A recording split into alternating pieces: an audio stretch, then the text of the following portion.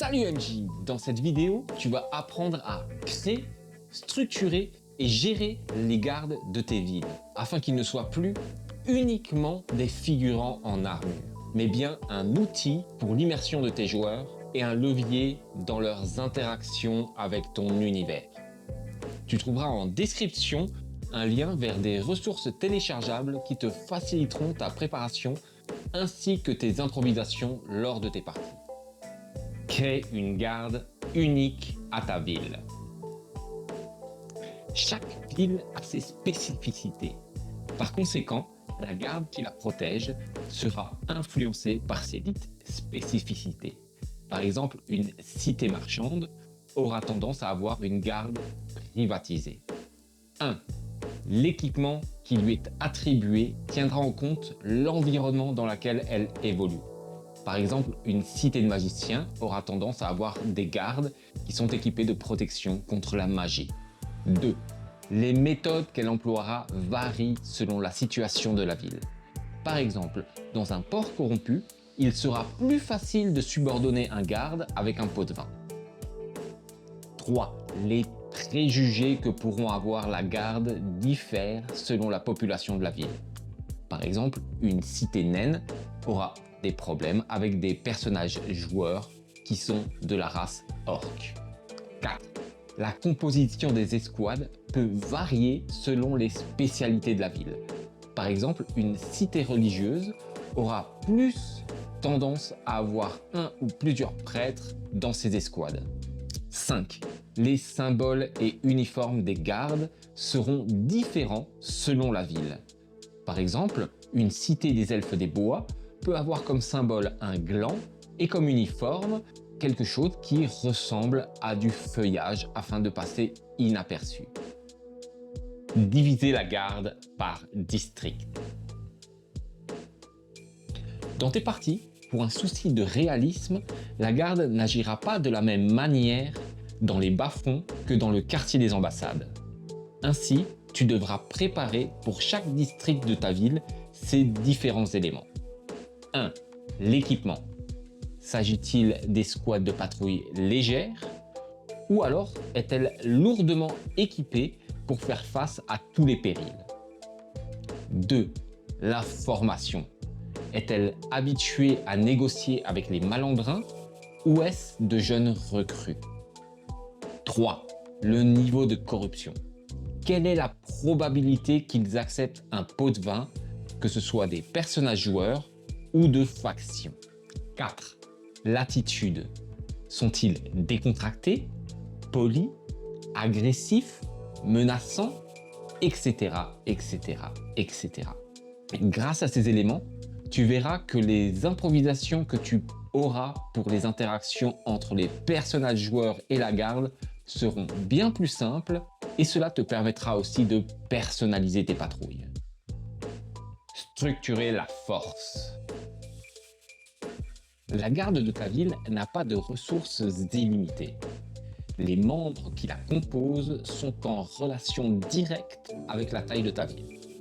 Par exemple, un village, c'est-à-dire moins de 100 habitants, pourra avoir un voire deux gardes plus un chef de la garde. Une petite ville, c'est-à-dire moins de 500 habitants, aura entre 5 et 10 gardes, plus bien évidemment le chef de la garde.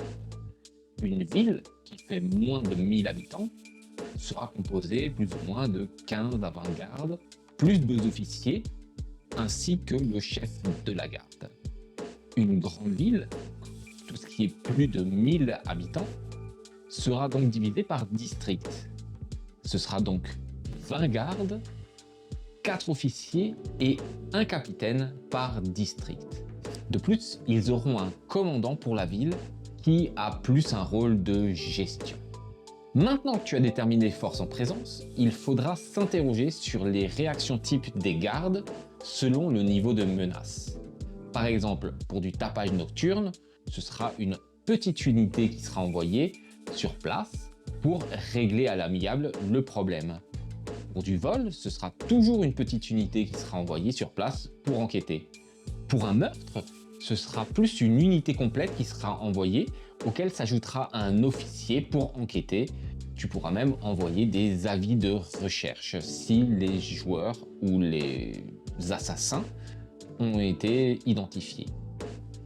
Pour une attaque magique, ce sera plusieurs unités complètes envoyées ainsi que plusieurs officiers pour endiguer le problème au plus vite. Définir l'attitude générale et la philosophie de ta garde. Comme je le disais, les gardes ne sont pas juste des figurants en armure qui laissent entrer dans la ville les personnages joueurs. Ils sont tout un pan de l'atmosphère de ton univers et de ta ville.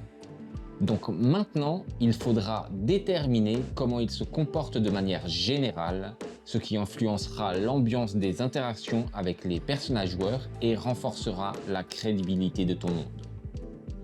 Tes gardes sont-ils zélés, contrôlant tout et tout le monde? Peut-être corrompus, essayant de soutirer des pièces d'or aux personnages joueurs à la moindre occasion? Cela peut aussi être des justiciers, intervenant au moindre manquement à la loi. Ils sont peut-être apathiques, laissant faire sans rien dire.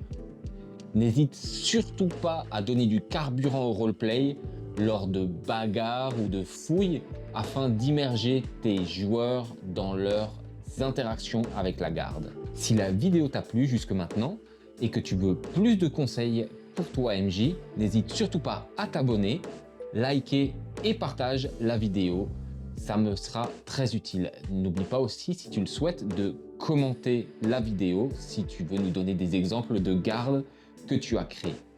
Bien évidemment, si tu n'as pas apprécié la vidéo, tu peux toujours me laisser un commentaire, j'en prendrai compte. Je te rappelle aussi que en description, tu as un lien vers des ressources téléchargeables qui te faciliteront énormément ta préparation. Relation avec les pouvoirs locaux. Par définition, la garde est en relation avec les pouvoirs locaux. Mais cela ne veut pas forcément dire qu'ils font tout ce qui leur est demandé. Ainsi, il faudra t'interroger sur leur autonomie. Qui leur dicte les ordres? Cela peut bien évidemment être un noble, ou alors un marchand, un culte, ou peut-être une guilde. Et quelle est leur marge de manœuvre? De là découle une autre question. Ont-ils des conflits d'intérêts avec d'autres guildes ou cultes, peut-être même avec le conseil municipal? Si oui, quelle est la source de ce conflit? Quels sont les effets de ces conflits? En t'interrogeant sur la relation qu'a la garde avec les pouvoirs locaux, tu peux aussi développer de manière organique des quêtes politiques ou d'infiltration selon comment réagissent tes joueurs à ces fameux conflits. PNJ clés. Voici les 2 PNJ sur lesquels tu devras t'attarder lorsque tu prépares la garde de ta ville. Tu pourras ajouter ces éléments à ceux dont je parle déjà dans ma vidéo sur les PNJ que tu trouveras en lien juste ici. 1. Le capitaine de chaque district. Quel est son style de commandement?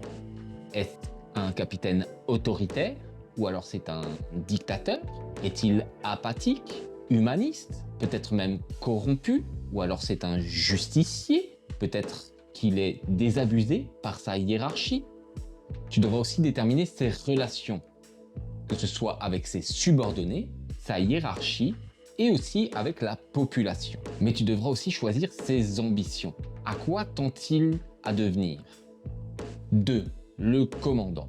En plus des éléments concernant les capitaines de chaque district, rappelle-toi qu'il fait figure d'autorité et par conséquent, il peut très bien se convertir en un allié ou un antagoniste pour ton scénario. Pour les rendre plus vivants et crédibles, pense à leur donner une faiblesse et un objectif qui pourront se convertir en quête secondaire pour tes joueurs. Force d'élite et menaces dissuasives. Dans toute grande cité d'univers comprenant des menaces qui pourraient détruire une ville rapidement, devrait se trouver une escouade d'élite permettant de pallier à toute situation. Comme par exemple un barbare orc de niveau 20 se mettant en rage dans une bagarre de taverne, ou encore un magicien lui aussi de niveau 20, pétant les plombs et balançant des boules de feu à tout va. Cet escadron spécial devrait être constitué d'environ 10 personnages non joueurs de haut niveau qui seraient déployés en dernier recours et uniquement lorsque toute autre possibilité a échoué. Car là, on parle de vétérans qui rigolent pas du tout. Personnellement, j'ai introduit cette unité à mes joueurs lors d'une scène cinématique où cette escouade neutralise un démon ou un mage aux abords de la ville. Cette scène me permet de poser les limites et conséquences des actes des personnages joueurs sans avoir à les imposer par la parole, mais en jeu. Procédure de justice. Dans cette partie, nous allons parler de comment fonctionne la justice dans ta ville.